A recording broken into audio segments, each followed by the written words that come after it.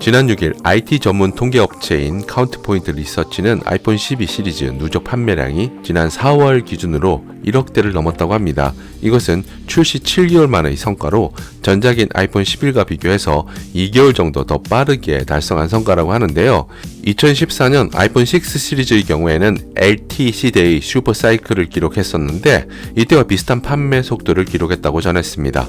아이폰 6의 경우 당시 3.5인치와 4인치 수준에 머물렀던 디스플레이 크기가 최초로 4.7인치와 5.5인치를 적용해 파격적인 행보를 보여줬던 것도 매출에 상당한 영향을 미쳤는데요. 이런 영향으로 애플의 2014년 4분기 아이폰 라인업 전체 매출은 236억 달러를 기록했고 판매량은 3,927만 대를 기록해 전작인 아이폰 5와 비교해서 21% 매출 향상과 16% 판매량 증가의 성과를 이뤄냈습니다. 작년에 출시한 아이폰 12는 5G를 최초로 적용한 애플의 스마트폰이라는 점에서 출시 전부터 많은 관심을 받았었습니다. 특히 뛰어난 카메라 성능과 보안성, OLED로의 전환을 시도하며 출시 7개월 만에 1억대 판매라는 성과를 거뒀는데요. 올해 9월 출시할 것으로 예상되는 아이폰 13은 이와 같은 성과에 힘입어 역대급 실적을 예상하고 있습니다. 과연 그럴지 반대로 최악의 실적을 기록할 것인지는 뚜껑을 열어봐야 알 수 있겠지만 현 추세라면 불가능해 보이지는 않는데요. IT 매체인 애플 인사이더가 아이폰 13 시리즈 모형을 지난 8일 입수해서 공개를 했습니다. 이것을 보면 전작과는 또 다른 디자인적 매력이 느껴지는데요. 특히 독특한 후면 카메라 모듈 렌즈 디자인이 눈에 띕니다. 입수한 모형의 경우 전작인 아이폰 12 모형을 제공했던 것과 동일한 채널을 통해 입수해서 정확할 것이라고 밝히기도 했는데요. 물론 최종 버전은 키노트를 통해 확인할 수 있지만 동일할 가능성이 상당히 높아 보이는 게 제 개인적인 생각입니다. 공개된 아이폰 13의 4개 모델 모형은 전작과 동일한 화면 크기를 가지고 있습니다. 애플 전문 분석가로 잘 알려진 밍치권은 2022년부터 5.4인치 크기의 아이폰 미니가 사라질 것이라고 전망했습니다. 그래서 이번 시리즈가 미니의 마지막 출시 무대가 될 것이라고 예상했는데요. 미니의 경우 전작과 동일한 디자인을 가지고 있습니다. 다만 후면 카메라 모듈은 광각과 초광각 렌즈가 대각선으로 모서리에 배치된 게 독특합니다. 이것은 이전에 아이폰 13 영상을 제작하면서 동일한 예측에 대한 정보를 알려드린 적이 있는데요. 그 외 크기와 버튼 배치는 동일합니다.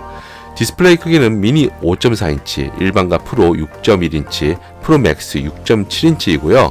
아이폰 13 프로는 전작과 비교해 카메라 모듈은 훨씬 커졌는데 육안으로 확인해도 커진 게 느껴질 만큼 확연한 차이를 보여줍니다.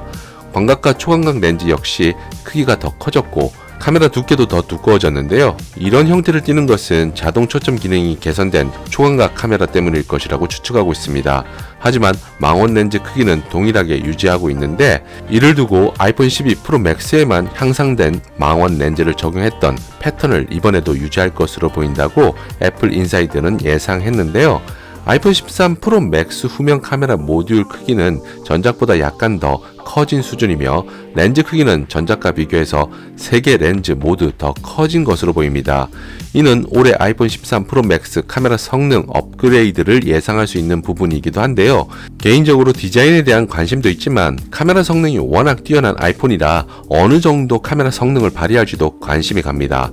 제품 이름 관련해서는 13이라는 숫자가 서양에서 불길하게 여겨지고 있어 12S가 될 것이라는 이야기도 있었습니다. 하지만 그대로 13이라는 숫자를 사용할 것으로 보이고요. 색상 관련해서 핑크 또는 오렌지 컬러가 나올 수 있다는 루머가 꾸준하게 돌아다니고 있습니다. 최근 애플이 컬러 마케팅에 쏠쏠한 재미를 보고 있다는 점을 생각하면 단순한 루머에서 머물지 않을 수도 있을 것 같습니다. 만약 루머가 사실이라면 이번에는 어떤 깜짝 컬러가 등장할지도 관전 포인트가 될 것 같고요. 그 외 배터리 용량이 4000mAh 이상으로 대폭 커질 것이라는 전망도 있습니다. 그간 배터리 조류 문제에 관련해서 아쉬움을 표한 사용자가 많았던 점을 생각하면 환영할 만한 일이고요. 가격은 전작 대비해서 더 싸질 가능성도 있다고 합니다. 애플은 아이폰 12를 출시하면서 출고가를 10일에 비해서 $100 정도 올렸는데요. 삼성이나 중국 업체들이 가격 인하 움직임을 보이고 있어 고가 전략보다는 점유율 향상 전략으로 방향을 틀 가능성도 있을 것 같습니다. 이런 이유에서 바라보면 최소 올렸던 $100를 인하하는 수준은 되지 않을까 예상해보고요.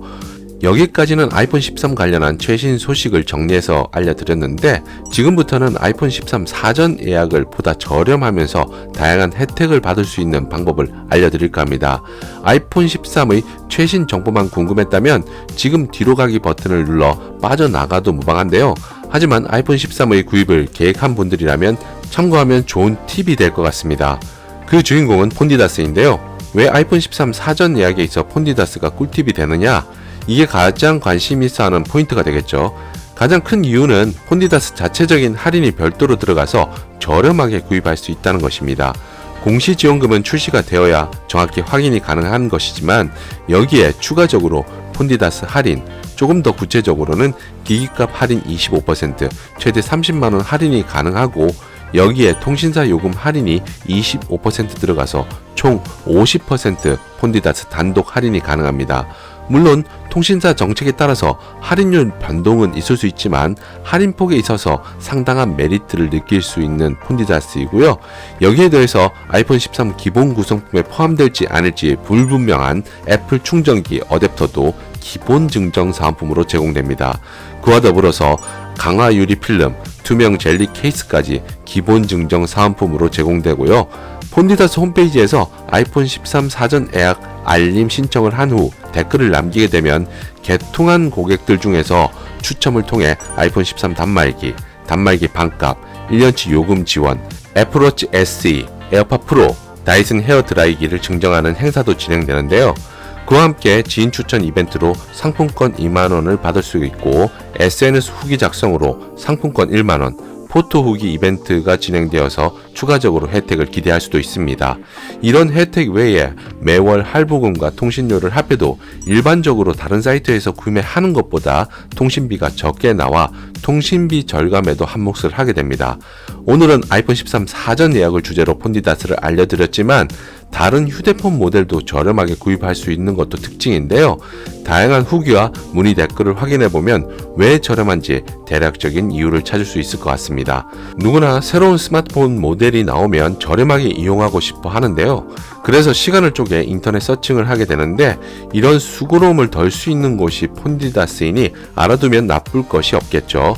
일단 아이폰 13의 경우 사전 예약 알림 신청을 해두면 할인이나 사은품을 포함한 혜택 정보를 확인할 수 있으니 사전 예약 알림을 해두면 너무 좋을 것 같습니다.